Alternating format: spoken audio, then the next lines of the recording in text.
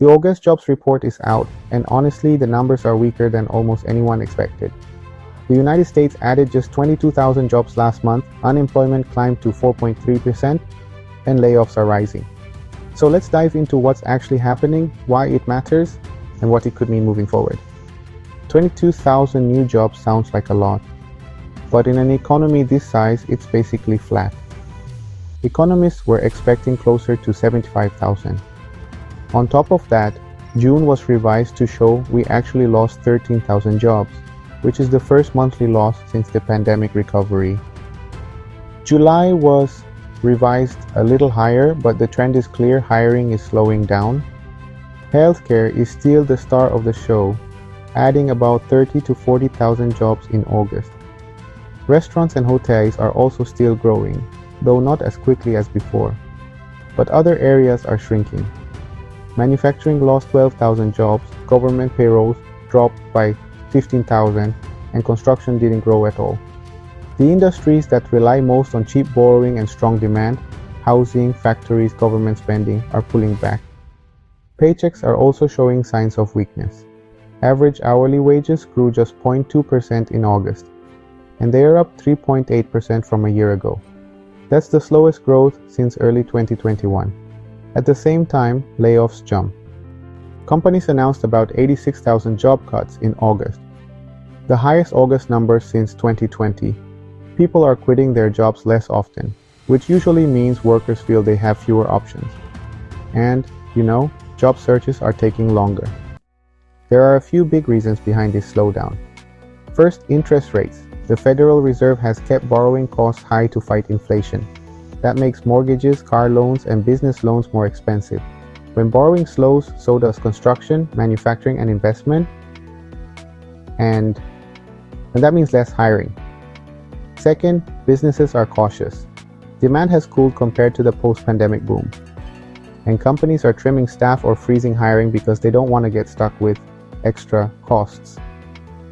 Third, there are one-off hits. Strikes in parts of the auto and transportation industries reduced jobs in those sectors.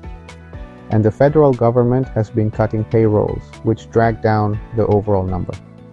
Last but not least, global demand is weaker. Exports and manufacturing are pressured by trade tensions and slower growth abroad, and that filters back into hiring here at home. All of this puts the Federal Reserve in a tough spot.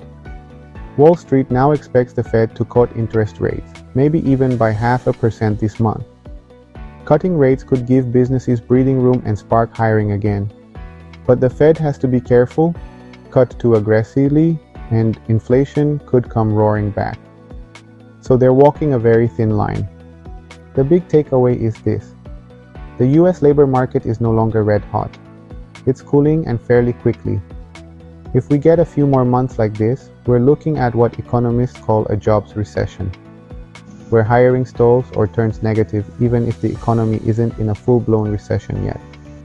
So, what does this mean for regular people? If the economy keeps slowing, it's smart to take some steps to prepare just in case. First, build up an emergency fund. Even a few $100 extra can make a difference if hours get cut or finding a new job takes longer. Second, avoid taking on new high-interest debt right now. Credit cards, car loans, anything with a big monthly payment could get risky if income slows. Third, focus on skills. The jobs that are still growing, like healthcare, tech, and certain skilled trades, need people with specific qualifications. Upskilling or certifying can make you harder to replace. And finally, if you're in a job you like, it may be worth holding on to it instead of jumping for small raises, at least until things stabilize. The bottom line, hope for a soft landing, but plan for a bumpy ride. You'll be in a much stronger position if the slowdown does drag on. So that's the story behind the August jobs report, and how you can get ready if this cooling turns into something bigger. Do you think we're headed for a full recession or just a slowdown? Drop your thoughts in the comments, and hey, don't forget to subscribe for more breakdowns like this.